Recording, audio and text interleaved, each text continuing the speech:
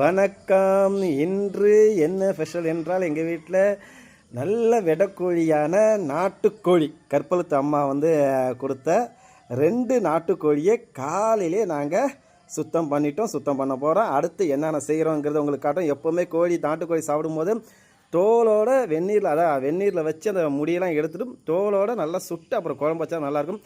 தோலை உரிச்சிட்டு நீங்கள் சாப்பிட்டீங்கன்னா அது டேஸ்ட்டாகவே இருக்கா, அந்த பச்சை வாசம் வரைக்கும். அதை நீங்கள் நினைவில் கொள்ளுங்கள்.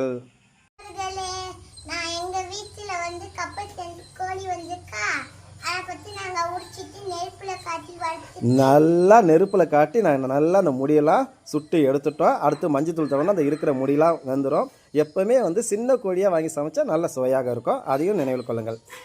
வீவர்ஸ், நாங்கள் அடுத்து நல்லா மஞ்சத்தூள் தடவிருக்கோம். பாருங்கள், ஏன் மஞ்சத்தூள் தடவுனா அந்த பூனை முடியெல்லாம் கொஞ்சம் கொஞ்சமாக போயிடும். அது இல்லாமல் கோழியில் உள்ள அந்த பச்சை வாசமாக சுத்தமாக நீங்களும் அதனால் மஞ்சத்தூள் தடவிட்டு அதே மாதிரி கோழியை நம்ம பீஸ் போடலாம். நம்பர்களே, நல்லா கோழி கழுவுனா கவுச்சிட்டா பறண்டு போயிடும். அந்த மாதிரி கோழி குழம்பு செம்மையாக இருக்கும்.